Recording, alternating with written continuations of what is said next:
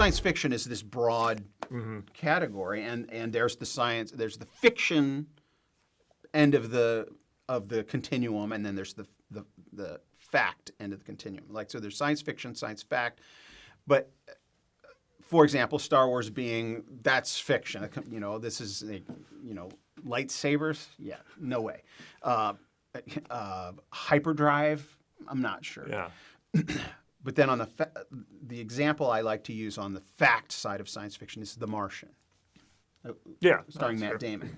So, and it's based on a book, and that's pretty rigorous science in that there's a few things that they needed to create that wouldn't have happened. Yeah, there's a few. There's some license you have to take, if for no other reason, just to film it. You can't simulate gravity on Mars the way it actually works. But there's a lot in there. It's like, okay, it's believable enough that you could imagine. I mean, I could imagine myself being in that situation. It's like, okay, it's close enough that I can draw some experience from it, right? If you will. Suspension of disbelief, Yeah, right. and so when you go into Star Wars or movies like that, you already know ahead of time.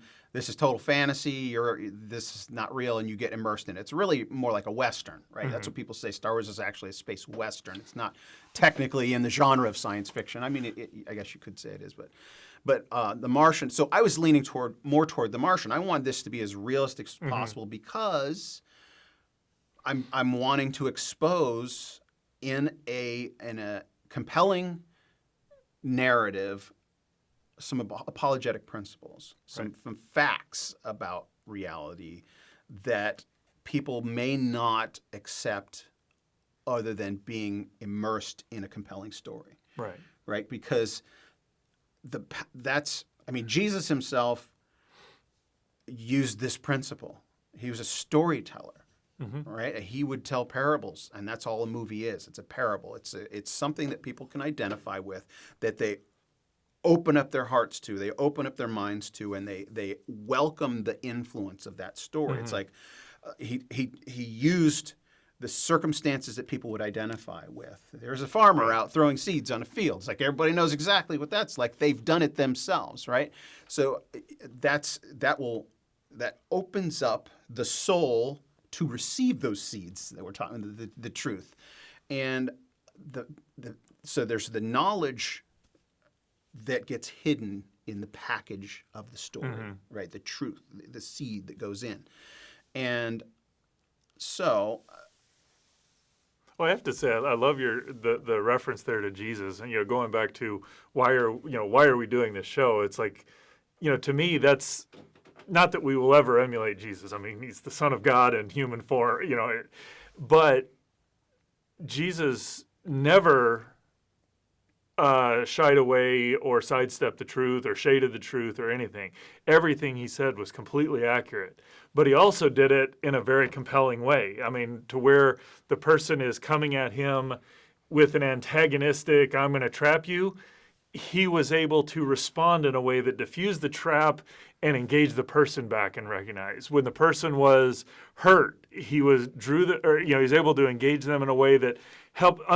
They felt like he understood their hurt and was in every situation. He dealt with the need as well as the truth. Both of them were there. And I hope if we do nothing else, I hope we make sure that everything always has truth, and to the best we can, we're also communicating in a compelling way. So. Right, and that's, we're failing if we're not. Right.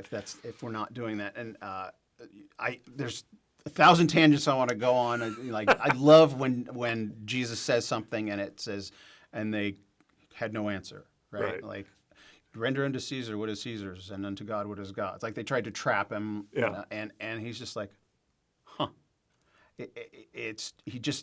we think it's Jesus, he knows what they're thinking. It's like everybody knew what they were thinking, right? Everybody knows that they were trying to trap him, even though that's a good question. Like, people come up with good questions. Even though they don't know the answer, they know it's a question set up to trap. And you encounter that, and I encounter that. We all encounter that when people are just trying to, it's not that they know the answer. It's just that they want to diminish you. And on my way over here, I was listening to the Bible as I was driving over here, and that one verse just struck me, he that is in you is greater than he that is in the world. Mm-hmm. Even when it feels like the whole world is against you and the academic establishment thinks you're a wingnut crazy because you believe in Jesus rising from the dead. Right? I mean, that's the stumbling block. I mean, the Apostle Paul said it. That's the stumbling block. If Jesus is not risen from the dead, then we are of all men most worthy of pity.